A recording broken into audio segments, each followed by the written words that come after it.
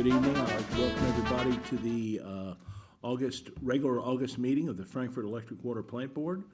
And I would ask the secretary to call the roll. Member DeLong? Member Cuban? Here. Member Mason? Here. Member Snyder? Here. Member Dutton? Here. We have quorum. Jason has texted. He is on his way. He will be here shortly, so we'll get ready and start. Go ahead and start plowing through the agenda. First item on the agenda is consideration of the minutes for the meeting on July 21st, 2026 of the plant board, of the board of directors. And that is in your all's folder. Do we have any additions, corrections, or deletions? Make a motion, we approve. Motion made to approve the minutes. Do I have a second? Second. Motion made and seconded. No further discussion. All those in favor say aye. Aye. Any opposed? Motion carries.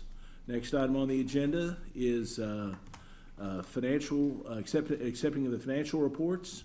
Consideration of the financial reports for the months ending June 30th, 2026 and July 31st, 2026. David Denton with the season's first doubleheader. How you doing, bud? Yes, doing well. Good evening, everyone.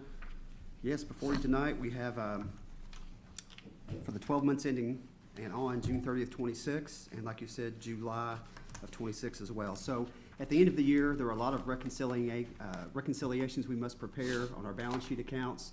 And usually, whenever you have a balance sheet account that you have to reconcile, there is an effect on the income statement. So we have to get all those in check to make sure everything is ready to go and what we send to the auditors to audit. So what you have before you tonight is what's been sent to our auditors. If you recall, the board's retained Cherry Beckert for the audit for this fiscal year. We've actually been going through end-of-year audit procedures the last couple of weeks, so that's well underway and going well. I tell you what, let's go ahead and just start with the end of the year. So this is the very last month of our fiscal year 26, starting on page 17. Statement of net position. I'll probably talk just a little more in depth about this than I do month to month, since it is the very end of the fiscal year 26. So looking at line 75, total assets, you'll notice we have $258.2 million. Looking at the year, the same story we've talked about over and over. The most activity and one of the biggest impacts has been our property, plant, and equipment. You know, the plant board is in a period of heavy capital investment in infrastructure. You'll notice there on line 45, total property, plant, and equipment at $167.1 million. You'll notice that is up $9 million year over year. So the plant board has invested $18.4 million back into capital infrastructure investments this year. Some of the more notable ones is looking at telecom. We have our fiber broadband expansion project going out into the county this year, spent right at $3 million. Then we have the next band fiber expansion in our existing territory. That was about $3.8 million. You look at our electric division, the REAP grant community solar array, or it's mainly our solar array that we received the REAP grant on, was right about $1.6 million. Had about another $1 million in our replacement of our Transformer 21, T21. There were a significant amount of contracts, advances in contracts, which are when we have extensions of service to customers. The paddocks was a big part of that as well. Looking at water, Midway line and pump station there was around $850,000. Had an excavator through water that was almost $300,000. Looking at water treatment plant, filter isolation valves, another $850,000, and our OSG cells, $250,000. And then we had a raw water pump replacement at $170,000. And then we did have the service center remodel at around $460,000, and then we had service center generator, $165,000. Those are some of the larger investments of that $18.4 million. You'll notice, looking back at the statement of net position, cash, after all the activity in our operating and all of the investments we've made in capital, you'll notice cash is almost essentially flat year over year, around $25 million between our cash and also our investments. The other large adjustment that happens in June of each year is when we make our Kentucky Public Pension Authority pension adjustment and other post-employee benefit adjustments. So looking at the balance sheet here, lines 60 through 70 are the assets booked for that. You'll notice lines 60 and 65, column 3, the changes in all three of those they're down $1.1 million.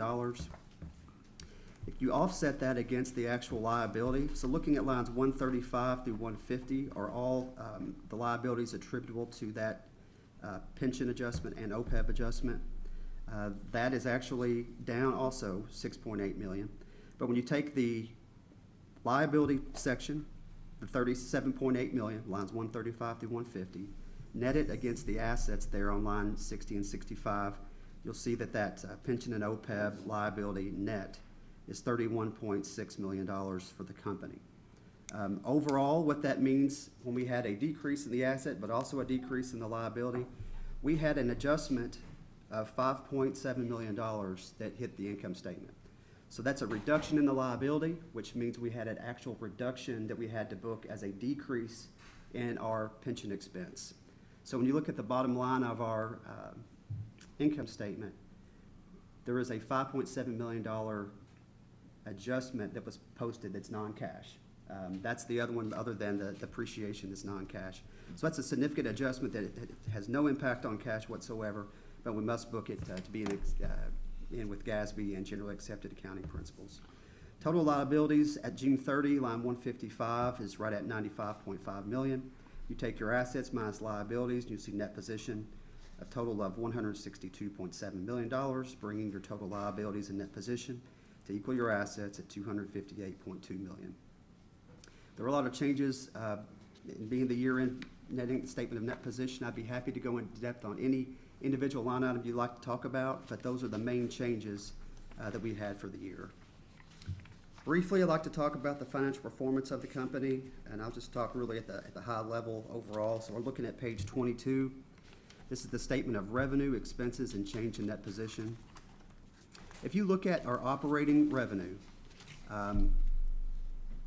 like I mentioned over the last few months, budgetary, we are in line with budget on a little below on income, budget to actual, but we have maintained and done well with our expenses, so we're significantly below budget on expenses. So overall, budget to actual, we're in line. So I like to stick to the year-over-year change, so you can kind of see what we look like year-over-year, some of the trends we're seeing. When you look at our total operating revenue against our total operating expense, so sticking to the operating figures, we are basically break even as a company year-over-year after everything that's happened. But one of the things that that's not been mentioned is other revenue. So we had a really pretty significant year of other revenue that came into the company to help us, primarily with infrastructure investments. I'd like to talk about that just for a moment. So operating revenue expense, essentially flat. But look at other revenue just for a moment. These are lines 270 through 320 on page 22. Looking here at the third column, that capital contribution number on page 270, $4.47 million. Most of that, a significant amount of that is our grant income that we received. So the Frankfurt Plant Board received $3 million in grants this year, which is one of the larger years that I can remember in my time here. So the REAP grant for the solar array was $1 million. The broadband deployment grants for the county fiber build-out was 1.8. And then you had some other FEMA grant funds came in for natural disaster reimbursements that we requested. So that $3 million is not something you see every year. Wanted to point that out to you. Also something else was on line 300, legal settlements. This was all, you'll notice this is 100% attributable to the water division, $350,000. And that was for the PFAS settlement that the board's fully aware of, but that's the full amount booked for this year. You'll notice on line 315, interest. We do our best to not let cash not work for us. We want to make sure that we're investing back into any excess cash we can put in investments we do. So interest of $1.2 million for the year. That made your other revenue of $7.8 million, bringing total change in net position of 15.7. Once again, that 15.7, you need to back out the $5.7 million in the pension and OPEB adjustment. And then it's worth noting that I mentioned earlier, we've invested 18.4 back into capital infrastructure investments, which surpasses that net position figure. So essentially every dollar that we are not using to operate is being put right back into the company to make sure our infrastructure is providing safe, sound service. That's a quick summary of where we are. We'll be talking about this again around October, November, when the auditors are here to produce and discuss the audit report. Be glad to answer any questions for the statements for June. Of the grant money, the PFAS money, the interest is kind of non-recurring. The other money from the REAP, the broadband and all that was all reimbursements that we'd already expended, right? Correct. Yeah. Yes. We had to put the money in, request reimbursement, Right. and then get it back. After the fact, right. And so all that was essentially, it offset the And the amount of FEMA cash. money, yeah.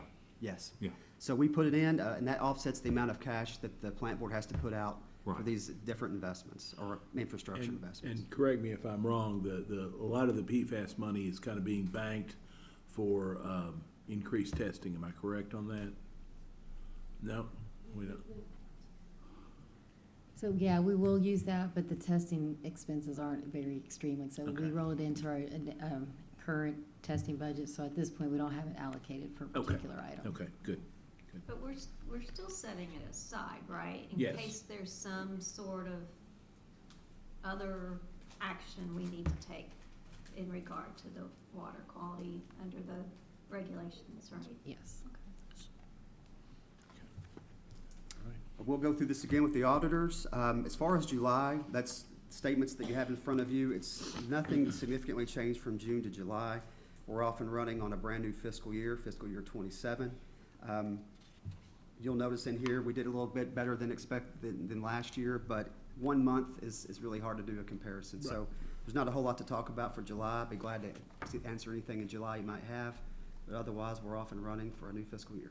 How's the new auditors doing? They're doing great. Good. I mean, they're doing well. We've adapted. It's always a big change for us. There's been a few new requests that we haven't seen, which is always good. Yeah. Things that, the other auditor didn't ask. But it's going well. We've got a good relationship with them, and information's flowing back and forth. No reason to believe you won't. It's been around November we've gotten the audit to you, but October, November. Yeah. I make a motion, we accept the financials? Motion made. Second. We got a motion made and seconded. Any further discussion? Seeing none, all those in favor say aye. Aye. Any opposed? Motion carries. Thank you, David. Thank you. Next item is public comment. We have someone here to speak. Kathy, who do we have that signed up? Miss Cornelia Calhoun. Ms. Calhoun, you want to come on up? And if you would go to, if you would just go to the podium. No.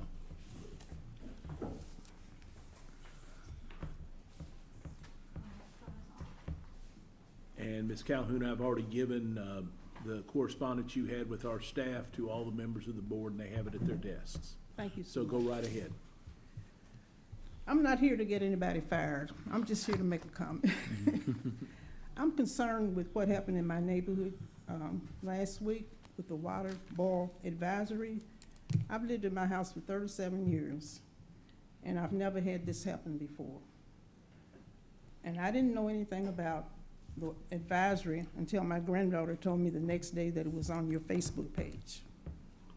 I'm not a person that uses Facebook a lot.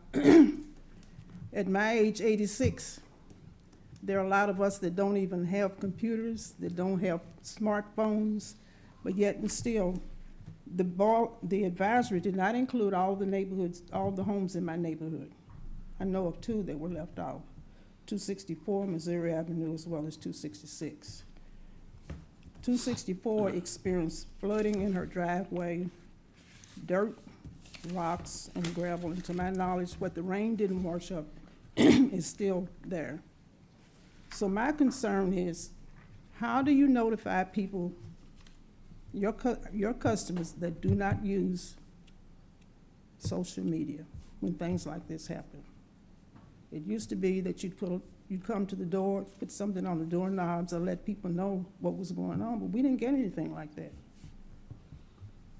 So on behalf of people my age that do not use this Facebook, social media, and all other social things, I'm requesting that there be some way that you notify people when things like this happen.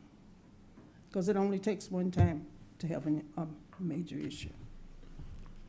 Would you like me to address it? Yes, please, Sharmista. Hi. Sharmista Dutter is our director of our water division. She'll, I would like to see if she would say a few words about this.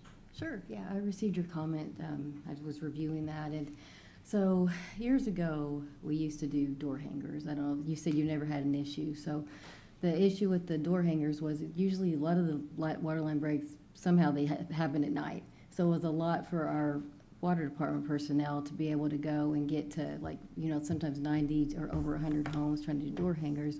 So we set up a process to where we can notify customers directly either through a phone call, a text message, or an email, so that we can direct the resources to fixing the repair, but still notify the customers as quickly as possible. So yeah, we do post things on Facebook and social media, but we also try to do the direct outreach to the customers.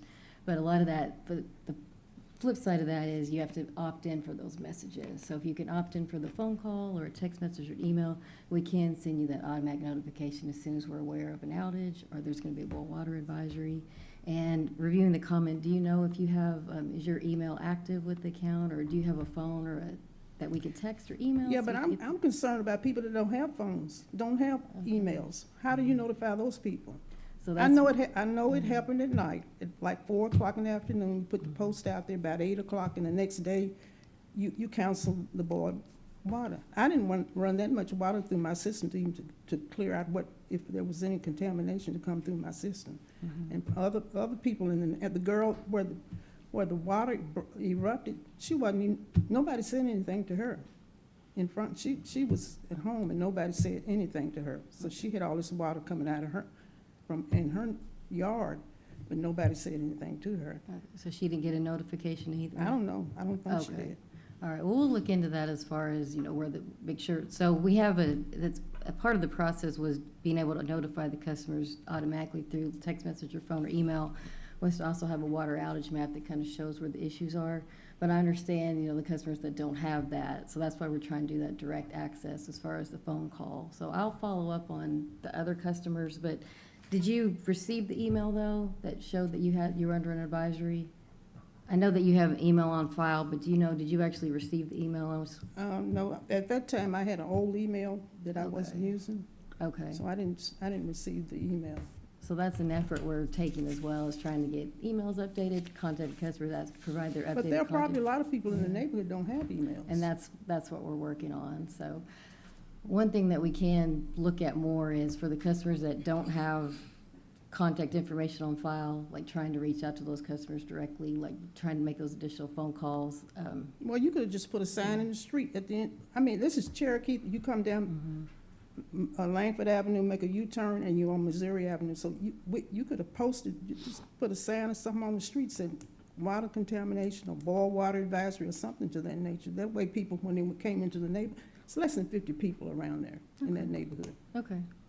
So, yeah, we'll look in that. Like I said, we tried to remedy that by having those automatic notifications go straight to customers, but I understand your point. And we'll look into signage and ensuring that the customers are reached out to directly. Okay, Absolutely. So, thank you for coming. Thank you for your comment. Thank you so much for coming. We appreciate you.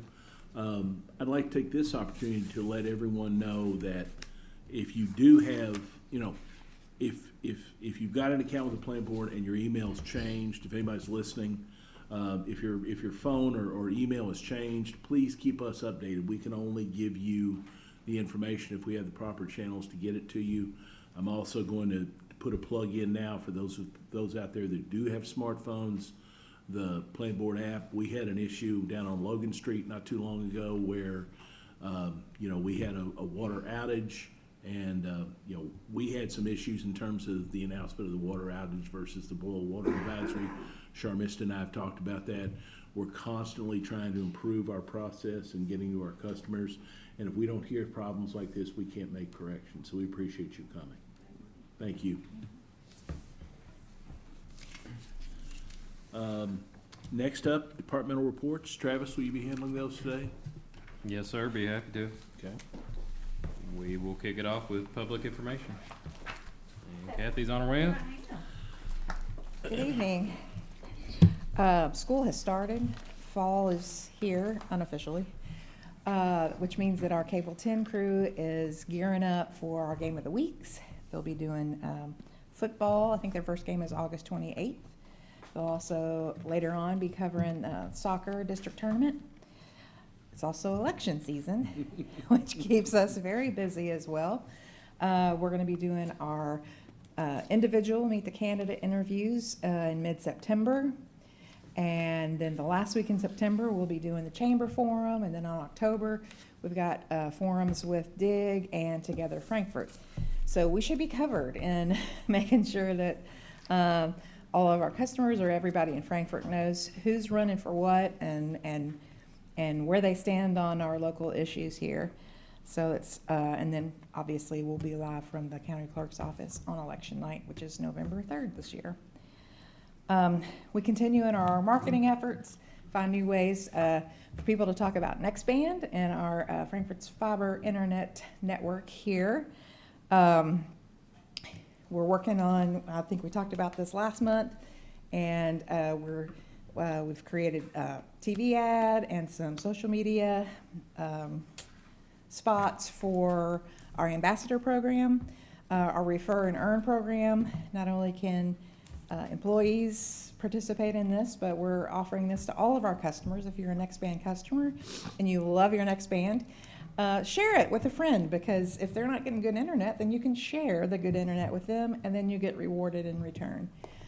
So we're getting ready to launch a new webpage for that, and there'll be more information available, and we'll be talking about that a lot more in public here in the coming days, actually. It's also time, they did reschedule our locals night for the Downtown Frankfurt concert. That will also be August 28th downtown, and FPB will be downtown. We'll have a tent set up, and we'll be talking about NextBand, probably handing out fans if it's hot like it has been. But just talking about all the opportunities we have for people in our community to get high-speed, fast and reliable internet service from the plant board. So that's what I have. Are there any questions? That's all? That's it. That's it. For now. Thank you, Kathy. Okay, Appreciate thank it. you. All right, looks like next up will be knock and safety. Is Darren anywhere? I'll do, I'm gonna be appearing for Darren tonight. All right, The knock handled 3099 calls this month. It's 659 locates, and there were no recordables and no vehicle accidents, so everyone did all right in the heat here, so nothing to report, fortunately. Thank you. Alrighty, next up will be customer service, April.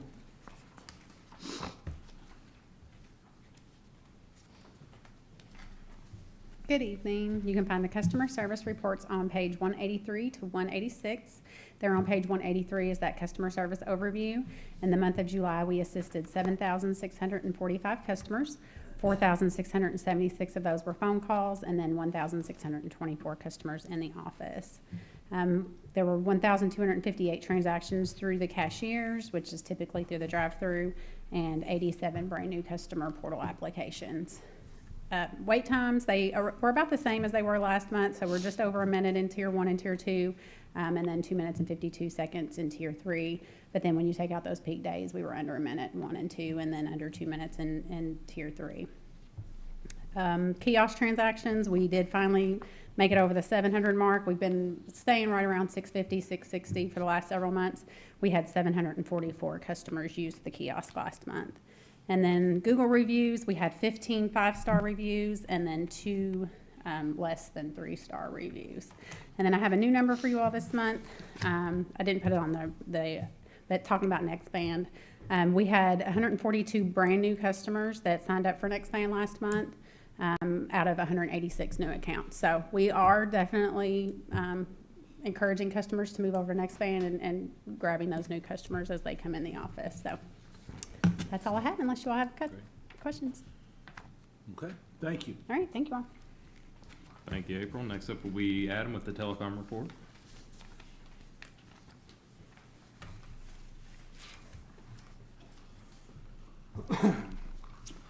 Good evening.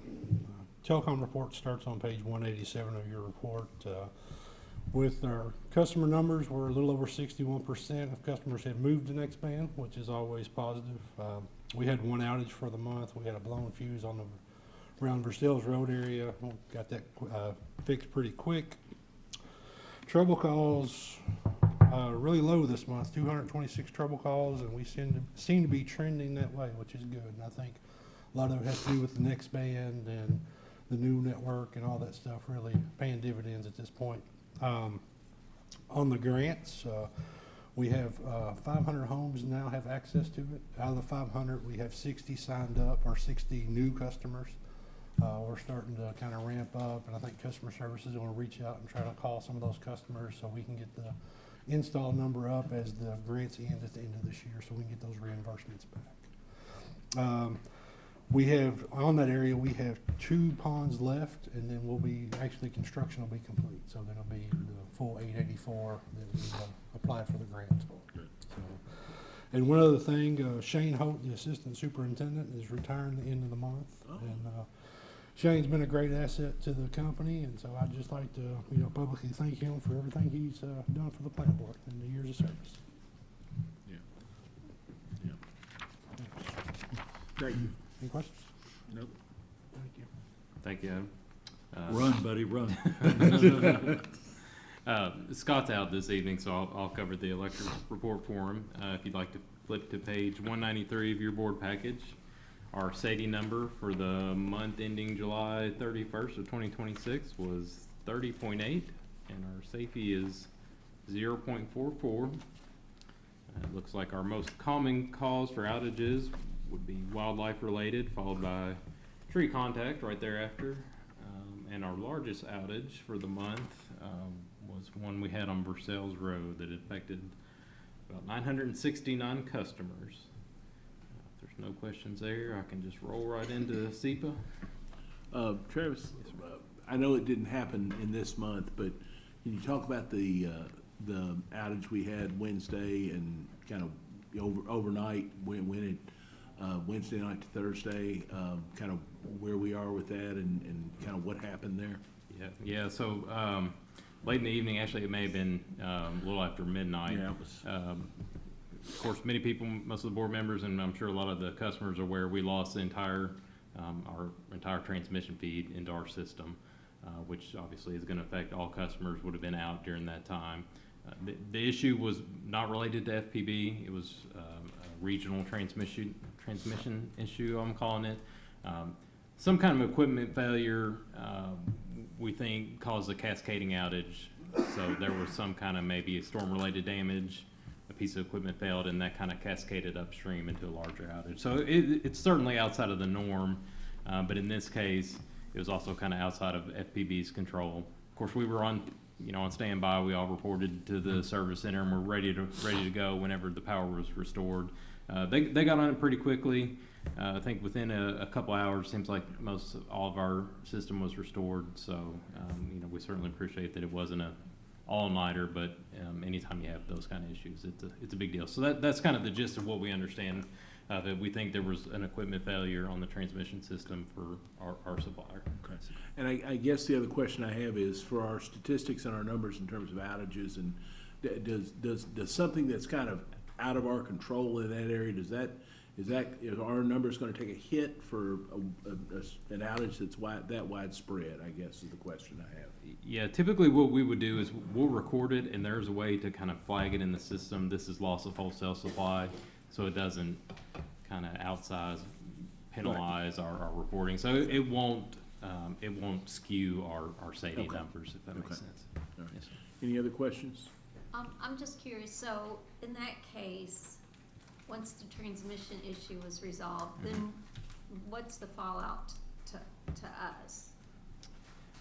Most instances, we're pretty quick to restore. In that case, we have 5 sub-transmission lines. We usually would bring those on like one at a time, but it's not a prolonged process. It's, bring 20% on, make sure everything's stable, next 20. So it's a pretty quick process in that case. Once they're back, we're going to start rolling everybody back on. We try not to do everything at once just because you don't know what may happen in that case. But in this instance, it was pretty quick. Once we had the supply back, we just kind of brought everything back. I just give you something relative. I got a call like at 1:33, and then by 3:30, 3:40, it's kind of we got that connection. but then by 5:45, before 6, I think everyone is already back on. But there is not all regard transmission because of the storm. We still have individual small one. Right. When I say all back on, even those also already been taken care of Okay. by before 6. That's kind of timeline if you. Steve? Should we explain to the public, kind of the process and, to say, hey, this wasn't really us. This was beyond our control as opposed to, and I'm reacting to your question, John, about Right. will it skew Right. those outages? And in this case, the outage wasn't caused by the plant board. It was caused by the process, if you will. Yeah, I mean, I think the language we would typically use would be, it's a regional transmission issue, kind of outside it, a certain welcome board input on how you want to frame that message. I think that's our perspective, is we just put it out there during, using kind of normal channels, Yeah. Facebook. There's a transmission issue that's affecting FPB, and, again, if there's some other way you'd like us to. That was one of the to reasons word I asked the that. questions, because, to kind of get it out there and, let people know of, Well, we have other things that it's gonna cause consternation among is causing. So the things that we aren't responsible for, is things I think we need to say that as a general statement, perhaps in the State Journal, Yeah. places like that. I think they may have reached out. We can double check on that one, but I think there was some communication with the State Journal. Okay, anything else? All right, you'll go with the SEPA numbers? Yes, sir. So that begins on page 197 of your board package. For July, our total SEPA bill was $88,737.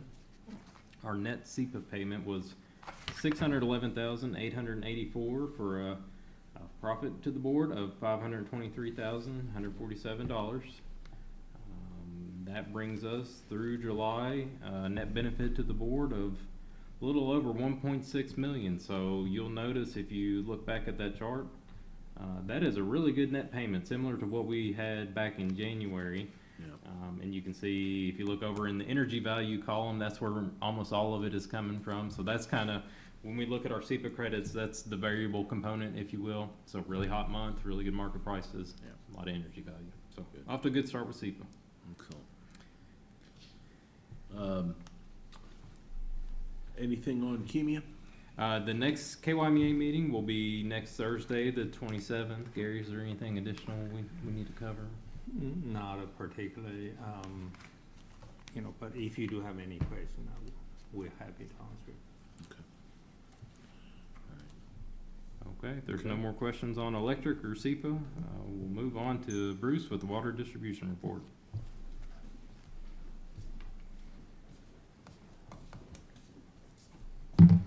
Good evening, everybody. Hey, Bruce. For July, the amount of new services installed were 9. We had 4 water main breaks. We had 4 water outages. Obviously, proper repair, we did have to go through Bull Water, do that to get the repairs made correctly. One small thing I would like to touch on, due to some proper constructive criticism, Sharmista and I worked together on some of the wording. As you all probably know, we did have a rash of leaks downtown. We had one really large leak back at the beginning of the year or late fall. We had about 300 houses were affected with that large outage. We did a schedule repair within this month, and we have now dropped a total of 13 new water valves downtown. We've had several water leaks in the last couple of weeks down there. The most recent outage, due to the new valves we've dropped in, we didn't have to turn the water off, but if we turned the water off, it only been 9 customers affected. So one thing is kind of not moved forward over the past with some of the updated valves, replacing broken valves, dropping them in where they need be.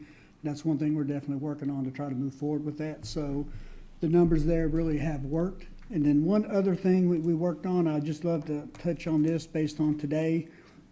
We have changed the heading and everything, the verbiage for the notifying the customers. I went back and looked at some old paperwork all the way back to 2005, and it was the exact same way that it was till within the last month. And all it said was boil water advisory. Didn't give you the other information. So working with that, we have changed that heading now. Now it states water outage, boil water advisory, and then underneath that, and I can just kind of read today's outage. Due to a water main break, a temporary water outage is in effect while repairs are being made. The Water Department of the Frankfort Plant Board advises to boil the water before drinking or using it for cooking. Once service has been restored, the advisory is in effect for the following areas, and then that will list the area affected. This will just pretty much be a plug and paste, copy and paste approach. Then the only thing you'll have to do is going to be put the proper addresses in. So definitely something we've been working on and trying to make sure it's more user-friendly for us and for the customers. And like I say, this is today out Rose Lane and McCracken Pike. We had a contractor decide to hit us in about 4 places with fence posts. So Well, that's not good. that's not good, no, especially with no locate. It's not good at all for them. So. Oh, wow. But that's kind of just, quick summary of some of the things we have been trying to monitor and change to make it better for everyone affected. So if you have any questions, feel free. If The not, more of these repairs and replacements that are done now, will that help cut down during the really bad winter months? very possible, yes, especially some older areas of town. One thing we actually did was we had a large, at the intersection of 3rd Street and Logan Street last week, we had a pretty big outage. I think it was 90-some customers affected due to the new valves we had already dropped in, so that outage size did go down. But then once we got there and we started looking for valves to turn off, that whole intersection had no valves, period. So we dropped in what we call a cross, and on each side of that cross, facing each direction of the street, we dropped in a new valve. So now for future, whether it be wherever, we now have other valves we can help use to monitor the outage size. And literally that was last week, and then Friday we had another leak down there, and come to find out we were able to fix it without a boil water. But if we did have to do the outage, it was only going to be 9 customers due to the valve updates. So just ways to try to improve and, over time make things better and less, impact the customers. So. Well, and that just got me thinking. I mean, I'm assuming staff will probably has been thinking based on the customer input. If you can't get a phone call, or you can't get an email, or obviously a text. And I don't even think, honestly, putting a sign on a street is going to work, because if you don't leave your street, Right. you don't know that's there. So then that's a problem. But one, if a customer calls and says, I don't have any of these things, I'm assuming we'll kind of talk through some solutions with them, correct? Like an individualized kind of solution. Yeah. And then the other thing I thought is, like on that, along with the line of the suggestion, maybe there could be a sign, but it could just say, a general area and say, call the plant board. Right. If you're experiencing an issue, there's an outage. Maybe just some, that sign could have been more like on Capitol Avenue, somewhere as that work's going on. As cars are going by, they kind of know, like, if it's, the South Frankfort area or something. But, so, I don't know, that's just a thought. Yeah, no, we'll continue to work on some creative solutions, absolutely. Yeah. Steve, And one other thing is, as far as the legality side of it, you have to just put notification out there, newspaper, social media. So we've always kind of gone above and beyond with a door hanger, a knock on a door, but due to outage size, safety depending on time of night, location of town, different things, we've tried to scale it back and be kind of the tech savvy approach, social media, all that, you know, a lot of people do use, but Charmis and I definitely work on some ways to have a backup plan for if we think someone is not still gonna be notified properly. I mean, one method is gonna not be preferred by someone else. A Right. door hanger on my door at 2 in the morning, I'm not gonna know it's there. Right. Or if I'm out of town, let's say somebody's staying at my house, I'm not gonna get a message on my phone to tell them, hey, by the way, you know. So, I think obviously there's some, benefit to some redundancy, but also we've got technology and we're trying to use it to be smarter and, you know, better about it. As long as when someone specifically asks for a different solution, that we respond to that. Steve? One of the things I thought about, because I'm on obviously another utility, and when ours went out, our electric went out, there was an automated call that came and said, at this address, the electric is out. And then when it came back on, there was another automated. And I was thinking in this new enterprise system that we're gonna talk about later, that if it has that type of feature that can just send out a automated message to a phone, landline, or cell, or both, I guess, that might alleviate the problem of generational, what I call generational problem, of generational communication. And so when we talk about that, that was going to be one of my questions. If that feature existed in the enterprise system, or could it be expanded onto that? Yeah, I don't fully know the system, but we do have that ability now. We do the phone call, email, or text, depending on the customer's preference. It's just, if we don't have, a lot of customers, we don't have the updated information like Mr. Snyder mentioned. Like So we last do- Wednesday, yeah. I got the message on my phone that there was electric outage. Yeah, I So did is too. it automated or? Mhm. Okay. It's automated. Okay, yeah, so And then it's, that's especially if you do the app, it's really, My really FPB. good. well, see, again, I'm trying to Right, get past the app because right, sure. I don't have the app. But you don't have to have the My wife app for, pays the yeah. bills, that's why I don't have the app. So. So if you have a current email address, though, you don't have to have the app at all. It'll Okay. automatically send that as well, so. But we, Shouldn't say that here. and I know customer service, like anytime a customer calls in, they're making sure their contact information's updated. So it's continuously, they're trying to get everybody's contact information in the system correctly. And it's also updated correctly, if I'm pretty positive, the way, if you can go to the company website and go in there and look for the current outage, it'll give like a polygon of the area for, say, for water, Yeah. saying everyone inside this area is currently, you know, experiencing a water outage due to a water main break or whatever, so. But the question here, and again, I was talking to Gary today, and I'll use the analogy here, is that, you know, churches are geared toward the youth, but 80% of the money comes from the older folks. You know, so those are the folks you sort of have to case. So, you know, again, generationally, Right. a lot of people, you know, you say, go to the website, go to this, we haven't gotten past the paper kind of thing. So we gotta figure a way to get around the paper too. I know that's hard, but that's what I think is happening. All right, thank you. Thank you. Thank you, Bruce. And next up will be Brandon with Water Treatment Plant.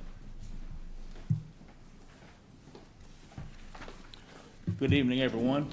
For the month of July, the water treatment plant treated 284,382,000 gallons of water for an average of 9.17 million gallons per day. Lot 4 averaged 4,208 cubic feet per second for a daily average of 2.72 billion gallons per day. Okay. Any questions from noted Luddite Steve Mason? No, maybe not? Okay. Thank you. And if there's no further questions, Mr. Chairman, that concludes the department reports. All right, fantastic. On to action items. Action item 5.1, consider approval of Phase 3 and Phase 1 extension change order number 1. Travis. Yes, sir. So a little bit of background here. So as you can see, if you look out back, the Phase 1 extension and the Phase 3 project are both well underway for expanding our solar facilities. As we kind of began construction and we're wrapping up some of the planning activities, the contractor reached out, Solar Energy Solutions, who we've used quite a bit over the years, reached out with a concern that if we don't meet domestic content requirements, all of the tax benefits under the ITC could be at risk. So it's kind of a change for 2026. This was not an issue on phase 2 or phase 1. We did those, but it's a change in the tax code for this current year. So they are recommending we go ahead and make the switch to a domestic content module. The total change order costs will be $353,263. But there is a good news side of that. So by meeting domestic content, we are eligible for an additional 10% bonus credit. On the whole project? For both phase 1 and phase 3, for not just that change order amount, for the total amount spent. Right. Yes. But we will get it for that change order amount as well, correct? Yeah, everything including. Okay. Everything we right, spent, yes, right. Yes, the total cost of the project. Good. That 10%, Good. the additional 10% will apply. I think kind of the gist of the story is, a lot of what the goal we're trying to reach is this, kind of a final rate we're trying to develop for these solar facilities. Based on everything we know today, I think it's zero impact essentially. It may even result in some additional benefit. Again, we've kind of held that a little close to the vest because we want to make sure we want to get complete, honestly, to really have a firm number in hand. But I think there's going to be negligible to no rate impact when it's all said and done because we're paying a little more upfront, but we will be eligible for that additional 10%. It's a wordy agenda item, but that's kind of the highlights of it. We think this is the safer play to ensure we are still eligible for the tax credits. You'll recall we had to be underway before July 4th. We were, and we still are underway. So things are progressing. I've talked to the contractor. They've continued to work as we kind of figure this out. So everything seems to be in order on that front based on everything we know today. So we are asking the board to approve change order number 1 for phase 3 and phase 1 extensions. And I just want to do the math real quick, which is always dangerous on the fly. Basically, 5.7 minus the 2 million for the phase 2 is 3.7 million times 10%, 370,000 we'll be getting back. So if anything, we're getting 20 extra thousand bucks for doing this. So it is really just a wash. It's just putting more money out before we get it back and trusting to David to work the IRS channels properly and get everything through. So I think overall, thank you for being on top of this. This would definitely be a change that we would hate to find out in a few months after we sort of locked in some panels and stuff. Yep, so. Absolutely. I'm always for change orders with the net zero impact. Yeah, there you go. I make a It's pretty motion. nice. It doesn't happen very often, right? Any other questions or comments? Yeah, so moved. Okay. Second. Motion made and seconded. Seeing no further discussion.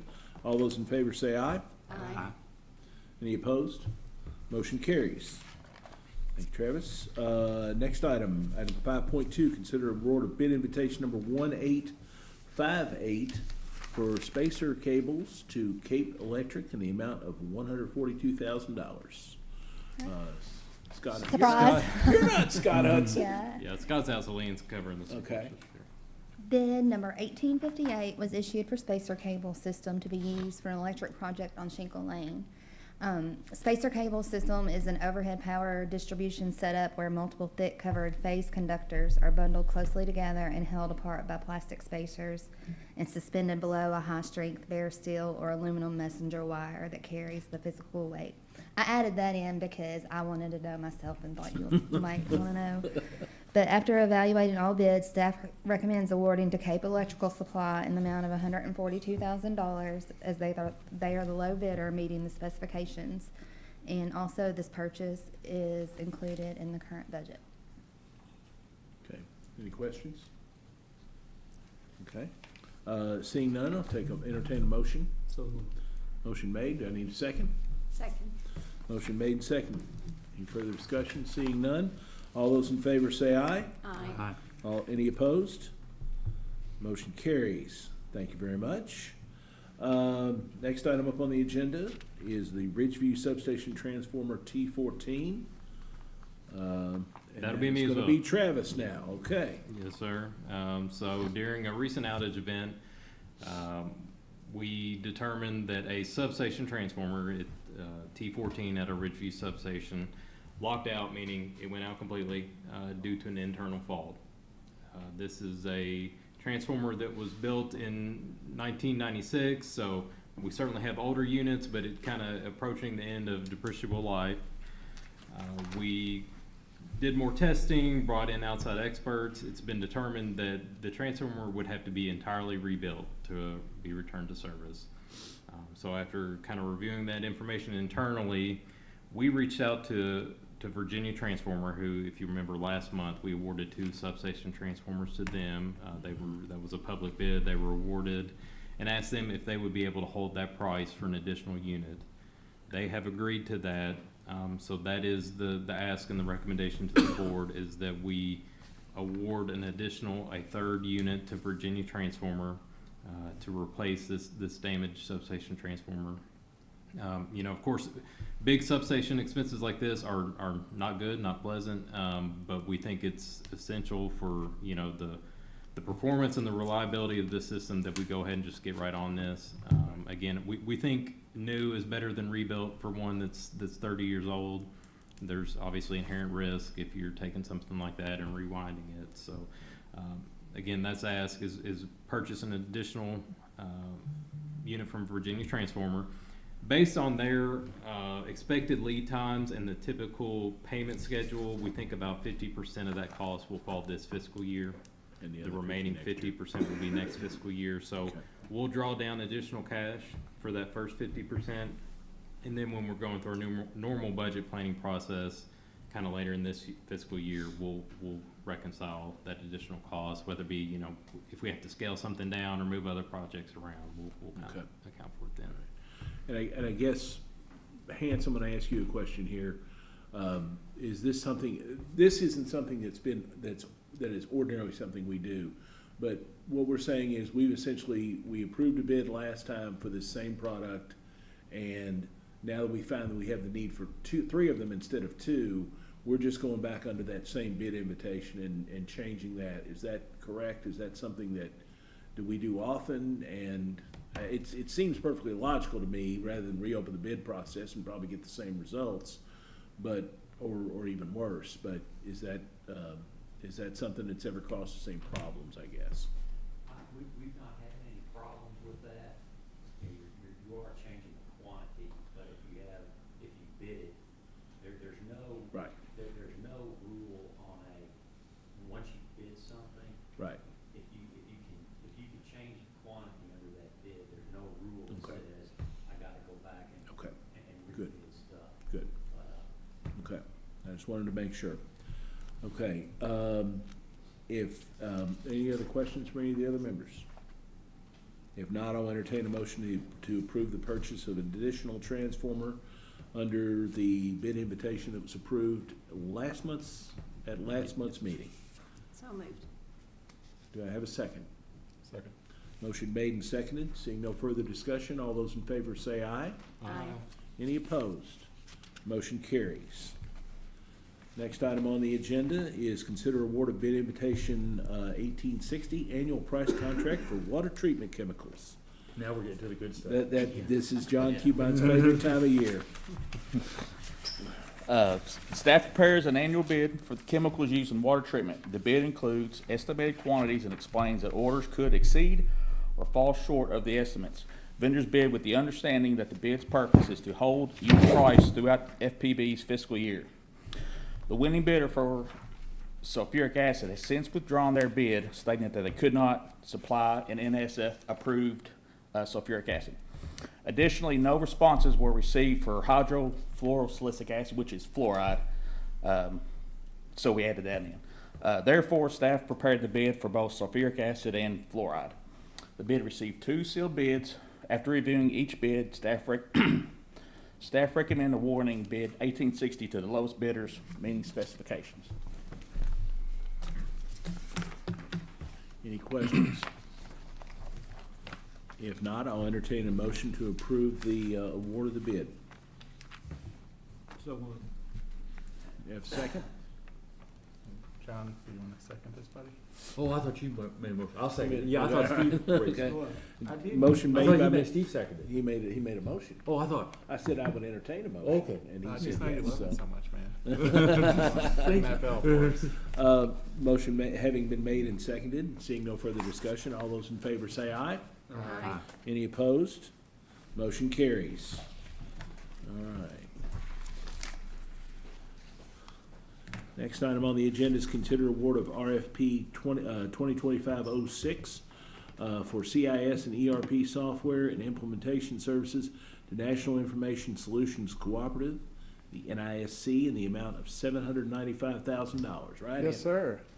Yeah, welcome to the next phase of this project. We've There we been in go. it for about a year doing the evaluation process, and what I've kind of put together today is kind of a recap of how we got here, why we started this project, and kind of where we're going next. So I think I'll just start with the presentation and kind of go down that path and then entertain any questions. And Steve, I heard yours and ready to help with that as well.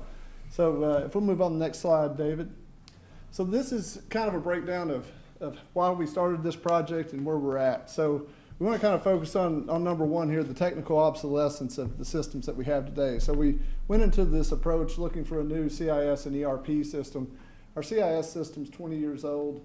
It was something that was commissioned back in the early 2000s. We basically brought on staff to support that throughout that time, and their tenure, leading into some of the other sustainability questions that are here, lead into those people that are kind of reaching the end of their time with us.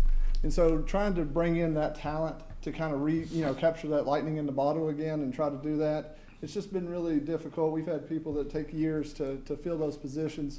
And so we're kind of in that moment of time to say, let's revert back to who we were. There's products out there that are off the shelf that can do this, full enterprise systems. And so that's what we kind of went out looking for at this point. When you get down to number 3 and kind of looking at the operational limitations. So today they're distributed systems. And so what we do is month-end reconciliation between them, some data moving back and forth. So it always creates opportunities for things that are in conflict, right? So what we're able to look at in this enterprise system is basically one source of the data. They're all using it. People in the field, back office folks, customers, portal, everything there is cohesive, kind of driven by one set of data. So you get this consistency across the whole enterprise. Proactive timing is really about taking advantage of the time we have with the folks that we have here. We're fully staffed at the moment. We're kind of ready to do this, and we've kind of worked with all the different lines within the organization, both on the operations side and admin, to kind of be ready and kind of talk this through. It's been that maturation process over the last year of getting all those folks together, looking at those requirements, and kind of coming to a solution. So David, if you don't mind, next slide. This is kind of a timeline of the process that we've been through. So we put the RFP out last year in December, sent it out to 18 folks, got 5 responses back, and ultimately shortlisted 3 of those folks. We hosted those folks right here in this room for a 3-day event to come in and kind of demo their product, see everything that was there, and ultimately round out to a process that, we took our budget into effect for this fiscal year, and kind of using that as a factor led to the number 4 option there, to where we had a vendor of choice of NISC that we're requesting approval tonight. So what we did with them was then re-engage with them the past 6 or 8 weeks, kind of going over, okay, let's look at your full product catalog, anything that was in, that we could work with in the budget numbers that we have to make this solution the best one for us.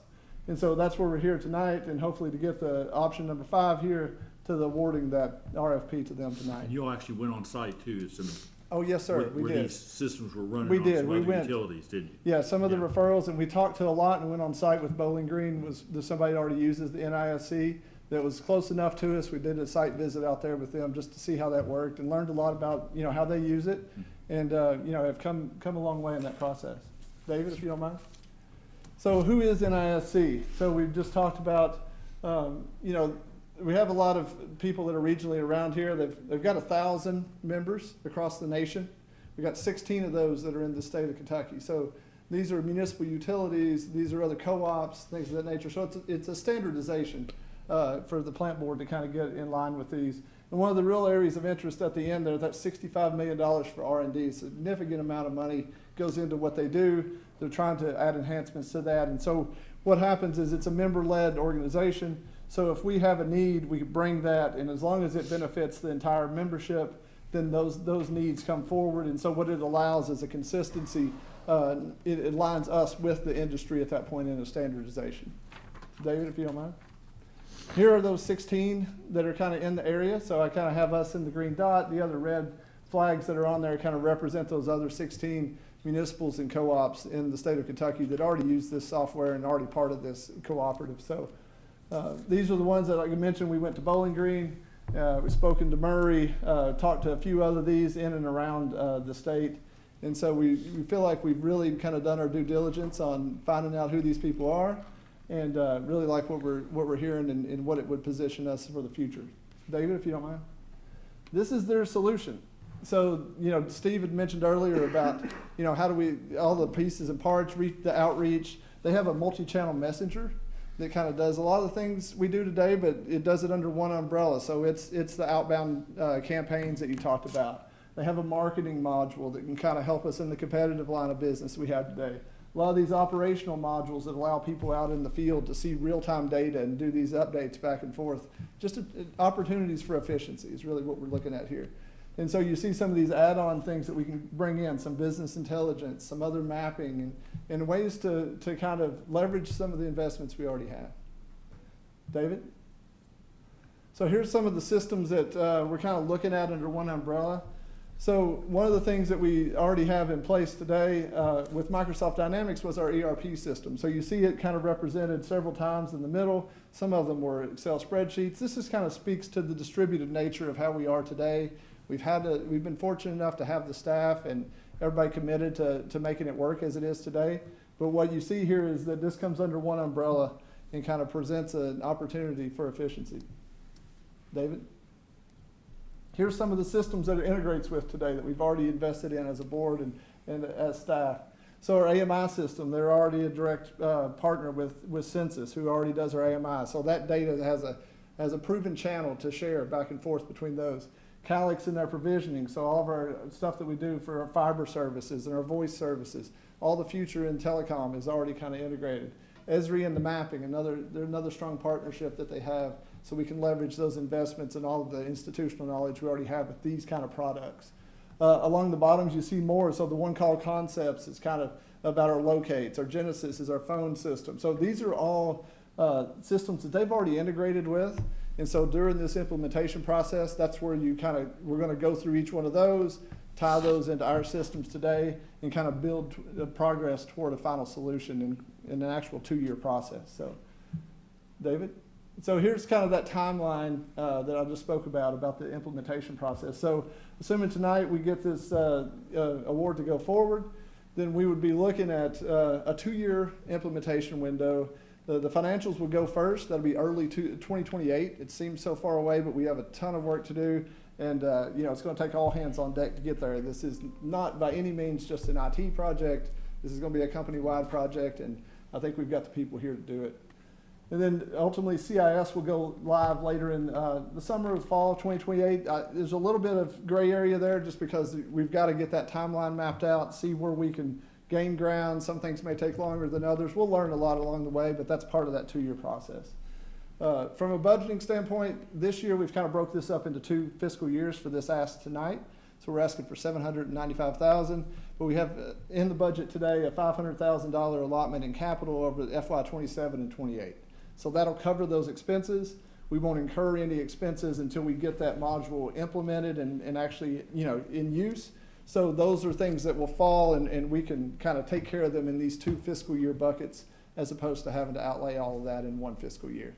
And then ultimately in FY 29, we'll shift from this capital expense from implementation into go live, and then we'll have a recurring SaaS fee, just like we would for an AMI solution or any of our other products that may be, you know, SaaS related, and you'll get into a recurring expense year over year to kind of pay for that software access. Go ahead, yes. Yeah, that's cool. Oh, maybe you're about to hit that. Oh, I'm sorry. Yeah, go ahead. No, maybe you're about to Oh, hit yeah. that. Next slide, please. So this is just a breakdown again of kind of how that looks like, a lot of the timing of what I was talking about. And then in FY 29 and even these expenses here, if we see something that's directly attributable to a division, These monies right now are allocated in the IT and the admin expense, but if they're directly attributable to a certain division, that money will land there as an expense and we'll kind of deal with it there. It was just simpler over these first 2 years to kind of deal with that implementation as a line item in the IT budget. Go ahead, Jason, sorry. I was just wondering, of all the things we're replacing, how much money are we currently spending that That's a we're gonna great be able question. to Great. swap out? Yeah, so it's about 50,000 plus on software today of what we would be doing. A lot of it's homegrown, so it doesn't carry a license. But what you'll see over time is through the attrition of those folks, and you'll see a lot of payroll expenses go down that'll offset that over time. It's not a budget neutral move. I mean, this is a movement forward for us, so there is some cost associated with that. But ultimately, you'll see, it won't be immediate a software thing. It'll be the attrition, and as these folks come in through retirement, those opportunities and decisions will be there and be like, do we need to backfill this anymore or not? And so, talking to my folks and what I know about the situation, there's going to be opportunities there for us to kind of recoup some of that expense. Well, based on my broad experience watching MeTV, as I understand it, a lot of the systems you're replacing, there's no choice. It's time. They're not going to be supported anymore by vendors. That's right. They're going to go away, so either we replace it or it will just die at some point out there. It'll be that or we'll be unsupported, which is not a place we want to be. Right. Right. And I know you all have put in a lot of work on. It's been a collective effort. Yeah. This is not by any means, like I mentioned, an IT project. This has been every division, everybody in this room and many more. So, next slide, please. Oh, I'm sorry, go ahead. Well, go ahead. Yeah, You're we're here with the, it's perfect timing, yeah. Okay. I guess the question I have is, when John and I sat down with the administration folks about the budget upcoming, I got a sense that there were kind of two options, and this was kind of the less sexy option. That's and for lack of a yeah, better that might be the layman's best terms. term. Yeah, that's a great term. But it's proven with the number of folks that are in, That's right. the number of folks that are right in our similarly situated to who we are, and they specialize in doing the things we do. That's right. And a lot of the work. That was what was really. No, I mean, and that's part, you're right. That was definitely the less sexy option. But the past 6 weeks, what we've been kind of doing with them is, within ISC, is kind of working through, okay, where were those gaps? How can we address some of that? And so some of that led into, okay, well, we also have this module we can add and maybe cover that gap. Or we've done this for this other muni or co-op, and here's an opportunity to do that. They were vastly different options. Right. One, but it came at a premium, right? Right. And so ultimately, we had to find the best solution that fit within our budget. This is under the budget that we had allocated, and we look forward to kind of moving forward with it. Good. Well, I think you mentioned it, and John mentioned it when we went over the administrative stuff in the budget process. Not that the other companies weren't qualified and great people. by no means, yeah. As I understand it, and you mentioned it, the head of this company, all the people working, they're pretty much utility people. Exactly. I mean, they've built this system for utilities. Exactly. Not, they've built a system and they're adapting it to utilities. It's based on, it's built for utilities. Right, and it's member owned. This is the the NISC is a cooperative, right? So I mean, it's member owned, driven, and led, and so those monies are going back into reinvesting into the product to improve it for all the members. Good. The one thing I like add on is this is not a private for-profit corporation. Right. Number two is they already have over 1,000 utility like us as their customer. So if you look at the net base for the customer, that's already over 1 million customer. So when you have that base, we have a lot of more confidence to move forward.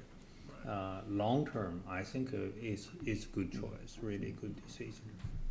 Well, and it seems to make sense too that as we have retiring staff who knew the bells and whistles and you got to hit the computer that way to make it work this way, they probably have a lot of training opportunities or ability, new staff to be able to send for 2-day trainings on stuff, so we get a robust sort of. And it's proven. You're driving a car that that they make 1,000 of, right? There's 1,000 other people using it. The solution that we have today was kind of a one off, right? It was one of a kind, and so we're moving into something that's been proven and many people use, and we'll continue to evolve and get better. It reminds me of that commercial that's on TV where that robot is smashing windshields on the assembly line. Yeah. And the one lady says, "What we need is somebody who speaks COBOL." There you go. The other guy says, "What's COBOL?" Yeah. It's, yeah. I mean, it's, Yeah, it's time. I'm not even gonna comment on it. Yeah, but that's, yeah. No, that's it. You're right. I mean, it's basically institutional knowledge that you can't go out on the street and purchase. Yeah. Steve, couple of questions. Sure. I saw the Amazon cloud up there, Mhm. and That's my right. first thought went to security. Yes, and that's Information certainly, security. yeah, that's first in mind to myself as well. And so these are all US-based, hosted, everything inside, the same way we would do Microsoft government spaces and things of that nature. So those types of things come in from a protection standpoint. The data is basically being secured by them as well, everything encrypted and in transit and in storage, and certainly something that we look at, you know, completely anytime we look at any system that somebody's housing data. The other question is, I'm assuming we're not buying the total package that they offer. We're going to look at any feature that they have, but no, we're not. There may be additional things that come up, and this is an evolving product, Yeah. right? I mean, ultimately, you know, 2 years from now, we're going to be at the end of our implementation. There may be something new, more AI. Who knows, right? What else could be there? But ultimately, today, what we're looking at is we're going to improve what we have today, and then try to get all those features that we can out of what's being offered to us. I guess why I'm asking that question is because while you have set it on a package today, I think you need to continue to show us What's other packages, possible. Because the first question we asked about the messaging. Yes. There might be a feature in some other module of this Absolutely. package. Yeah.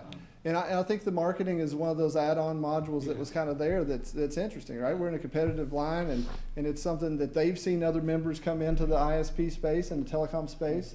And so it's been a need that they've kind of added to their package. Okay, how do we do that? And ultimately, there's this kind of backed by Salesforce, which is another proven kind of product that's out there. So these aren't one-off things. They're very purposeful when they bring into these solutions. But yeah, to your point, certainly want to stay abreast of what options are out there for us. And my last question is validation features. Are we buying? I know most of these packages have validation features, and you don't have to buy them, but Yeah, we're gonna be looking at any things that will add efficiency to that intake process and like data integrity and things of that nature. Those are things that we're definitely going to be looking at in this. We've got a long road ahead of us in this 2-year window of kind of getting our own data and validation in check and kind of looking at what we have and doing all that. So those are going to be processes that are baked into kind of the implementation.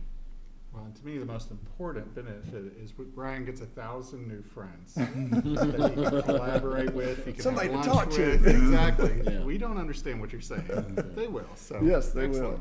But having all those customers, and a lot of them in Kentucky, I think means a lot, because you have got somebody you can call and say, It has this does. happened to you? I mean, It's yeah. it's truly invaluable to have that. It creates a peer network. group. Yeah, Exactly. that's right. One of the board member actually is in Kentucky, not far from us. Okay. The co-op general manager, Oh, very cool. Shirley, is a board member of. Yeah. Well, great. Thanks for all the research. I think this is Yeah. phenomenal. Yeah, I'm impressed with your all's process in working through this. And I've had, I've realized this is just gonna be a cost of doing business.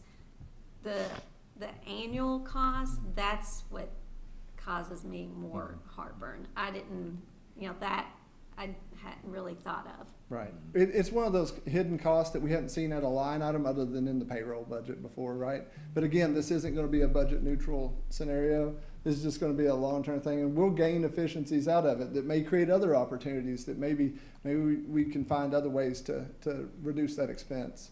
But when you looked at the other options that we had, I mean, ultimately there were 3 shortlist folks that we looked at, and without disclosing too much of the numbers, all of them were in that same ballpark with sometimes 2.5, 3x implementation costs from what we're seeing tonight. So this was by far the most effective, cost-effective option. You don't want to use the word cheapest. It's most That's cost right, effective, it's yeah. cost-effective. Any other questions? Another option, non-natural option, we chase back at the original, our current bidding software. We own it, we wrote ourselves, we own the source code, but that's also pretty costly if you Right. look at that number. I'm talking about two million plus. Yeah. Right. So I think it was almost $3 million when it was commissioned in early 2000. So, I mean, we're moving into a territory that, yes, it does have recurring expenses where we're going, but ultimately it's going to create some stability for us and a pathway forward to kind of to build on for us to move forward. Well, we'll always be up to date. That's with- right. Yeah. That's right. And you're not planning on going anywhere? Well, no, yeah. No problem. I'll see At this least till, through. at least I'll till see this through. 2029, That's right. There you go. He's got so many new people to meet. That's right, yeah. Reinvigorate. Yeah, okay. Any other questions? If not, I will entertain a motion. So moved. In a second? Second. Have motion being made and seconded. Seeing no further discussion, all those in favor say aye. Aye. Any opposed? Motion carries. Thank you. Thank you, Ryan. Thank you, good work. Thank you. Very good, thank you. Item number 5.6. This is a discussion of potential action regarding naming of an FPB facility. I received a letter right after our July meeting from John Higginbotham, who's the former telecom director at FPB, and have shared it with the members of the board. John Cubine received a similar letter. Both of us knew John from prior iterations with either the plant board or, in my case, the Cable Advisory Commission when that was established and I was on it. John and I worked together quite closely, and John and I had a conversation. I called up John afterwards and had a conversation with him. He is making a proposal to name the plant board clubhouse after Warner Keynes, longtime director and the longest serving director of the plant board. Shepherded us through a lot of things, the expansion of the full service network and the provision of internet, becoming an internet provider. I asked the cabinet, or I asked the management team here to put together a list of, kind of how does this process work. We haven't had this come up to us as a board since I've been on the board, and we found out we had some things that are named for individuals, but we can't find a whole lot of record of the board actually taking any kind of action. So what I'd like to do is kind of do a couple things. I'd like to put together a list of those folks at our next meeting, maybe to be presented to the board so we could give some sort of affirmative, nod to those designations, why those people were nominated, et cetera, et cetera. And also, I would like to have a discussion tonight, and not necessarily take any action, but discuss perhaps naming the clubhouse or maybe another FPB facility in honor of Mr. Keynes. And I'd like to kind of find out where the board is and what kind of thoughts they might have on it. Does anyone have any comments? I guess I'd really like to see the history of what we've named and just Right. have a sense of what the context is and what we've done in the past. So. Okay. See, I was thinking the Mason, Catherine Dutton Mitchell Clubhouse, I mean, it would fit. Why did I have just one name? Catherine's got three names. We'll give you the whole thing, buddy. I'd like to see the list of names, because I do wonder for naming conventions, if you wait till somebody's passed, Mhm. It is a small community, and Right. sometimes people ruffle feathers, and maybe, We generally, the list that I've seen, names have been given to things of people that are still alive. okay. So, that's kind of where we're at, but one of the things I'd like to do, like I said, is get a list of, I think one is the Han water, why is the Han water tank named the Han, who was this person we're naming it after? And, I'd like for us to make some sort of public, take some sort of a public vote to kind of affirm all of those, that they've been done according to what the board thinks. In terms of Mr. Keynes, I've known Mr. Keynes for a long time through working with the Cable Advisory Commission, and even now, he's just been a huge supporter of the plant board. I'm not sure the clubhouse is the right venue to designate for him. I think, we might look at the facilities building that we just did just did the improvements on, the staff building there. That might be something we want to look at, but I just want to see if any of the members have any thoughts. If you do, we can talk about that, but I'd like to talk about this more in our next meeting and, figure out, the proper way in terms of honoring Mr. Keynes and what kind of action we want to take in that area. So I just wanted to leave that out there for everyone, and if you have any thoughts or anything, you can email me, and we can set up a discussion for next month. And if I would ask the staff to put together kind of a list with some kind of descriptions of who these individuals are that we've already kind of tried to designate and honor certain things for, if that's okay, Gary. And it'd be nice, Mr. Chairman, if we could not only see a list of what is named after somebody, but what facilities we have that aren't named. Yeah. Kind of what's out there that's. Yeah. Was he general manager when it was built? I think it's been a long. Oh, no, he was, let's see. He was general manager, what, 24 years? 24 years, and so that was back mid-'80s, early '80s, so. So it predates him. Yeah. He oversaw a whole lot of changes and also expansion. Do we own all the manhole covers? I think that would. No, we don't do sewer, John. We don't do sewer, Jason. We don't even want to think about doing sewer. There's thousands of them. We could name so many. So many different talk to the manhole city. covers. Yeah, I Steve. just want a manhole cover. Yes, Speaking of Steve. the clubhouse, I rode by today mistakenly, trying to meet Gary, and it needs some work on the outside. It looks like it needs either finish, A Tanglewood?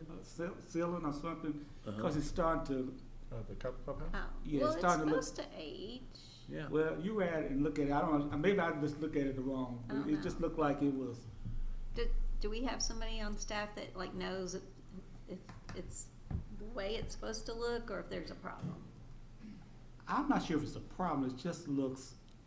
It looks like it's got the stuff that's on every building around here. Maybe if that's what it is. It's just. That mold, like Just. mold? It just looks that kind of like I that. haven't seen it lately. I mean, up close. Yeah. Okay. So I don't know what you're talking about. Well, thanks for bringing it up. I think it's a great thing to look at, and Yeah. definitely, because I think a lot of institutions do this kind of thing, so. Right. Makes sense. Okay. I would need to look at the original request for proposals for the outside, the wood siding, but I'm pretty sure that it was supposed to be Yeah. a weathered look. Yeah. And the contractor that we used is reputable, and I feel like if it needed the finishing on it now, he would have told us. No, I think you're right. I mean, I remember when he said that it's the weather. Look, it's just when I looked at it today, it just kind of. Yeah, I think it's personal preference, so. I don't know. Maybe folks can look at it and we Okay. can. You're talking about the Bring it siding, back not up. the deck, but the siding. siding. Siding. It's sad. Yeah. I'll take my wife by it because all matters of personal preference go to her. So That's Kath. That was Kath. there you go. There you go. And quite honestly, I trust Catherine way more than I trust you in matters I of do personal too. I do things. too. Well, the movement of the satellite dishes closer to the road. Yeah. My 4-year-old grandson gave that a thumbs up. There you go. Every time There we you pass go. it, he's like, satellite dishes. Yeah. There you go. He loves it. One in Okay. your yard? No. Next item on the agenda, general manager's comments. Gary, do you have anything else? Okay. Next item on the agenda is old and new business. I do have one item that has been distributed to the members. You got an email about this earlier. Every year we have contracted and partnered with Bluegrass Community Action Agency for an ongoing weatherization agreement. We have the agreement to sign this year. No changes in what we've done in the past. There's $50,000 in the budget for that. Travis, I asked you to look up how much did we spend on this project last year, on this program last year? Yes, sir, and it was $28,990 is how much Okay. we spent last So- fiscal year. So, what I'm saying to any members of the community that are out there listening, if with the weather we've had and the issues with high electric bills, and I know we've done things on rates that people haven't been happy with. Just want to encourage anyone out there can contact Bluegrass Community Action Agency. We put $50,000 in the budget. We're willing to spend $50,000. They will go and do a home energy audit of your home, and then they will also and what are the, they will also make repairs up to a certain amount to help fix some of the problems, correct? That's correct. $2,500 is the max per customer. It's mostly gonna be insulation, adding insulation, fixing weather strips, that kind of stuff. Okay. And 50,000 is the amount we've had in every year, right? It is for the past several years. We may have started at 40 and then bumped it one year, but yeah, 50's been the number for a long time. Yeah. Any comments, Steve? So do we add to the balance that's left, or do we add 50? I think we just, in this year's budget, we just put $50,000. Yeah, the surplus from last year just drops to the bottom line, doesn't it, David? Yes, sir. We don't compound it. We just reset it 50 every year. And we actually started out with less than that, and then we bumped it up when it didn't get spent to about 50, but, you know, I'd like to spend the 50 before we. No, I just bump wondered, anything higher. we don't give them 50 and they already have 20. No. It's a drawdown from them. When they spend it, they let us know, and we reimburse them, correct? Yeah. Any other comments? Okay. If not, I'll entertain a motion to approve the agreement with the Bluegrass Community Action Agency for this year's weatherization program. So moved. Second. Motion made and seconded. Seeing no further discussion, all those in favor say aye. Aye. Any opposed? Motion carries. Kathy, you've got that for me to sign after the meeting? Okay, great. Okay, any other old or new business? I did have one question about this. Yes. So a customer only gets to apply once and they're done, or if they have a multi-year thing, can they apply multiple times? I've never asked that question. Travis, that's a really good question. Yeah, so far we have not allowed for any repeats. That makes sense. Given the tenure of the program, maybe you might want to think about, you know, is there some window where someone can reapply? But that's been kind of the operating rule, if you will. Yeah. Does the contract speak to that? I'll have to go back and double check. I mean, I was going to say someone came in and they got their home insulated. Right. And 2 years later, they come in, and in the original audit, it said you also need 3 windows. Right, yeah. Would they be eligible for a new 2,500 or? Let me verify that if I can, but that's my understanding, kind of the way we've operated, but I need to check the language to make sure. Yeah. Okay. I mean, just in general, I would be okay with maybe after 3 years, you could reset and do something. Especially if it was for a different energy project. Yeah. Yeah. That makes sense. Okay. All right, any other old or new business? Okay, seeing none, next item on the agenda is the requesting the calling of a closed session. Mr. Kubat. I'd like to make a motion, Mr. Chairman, to request permission to call a closed session pursuant to KRS 61.8101N to select a successful bidder for award of a local contract, and pursuant to KRS 61.8101C to discuss pending litigation regarding a customer matter, administrative matter, and a contract matter. Motion made, and let's have a second. Any discussion? Seeing none, all those in favor say aye. Aye. Any opposed? We are in closed session.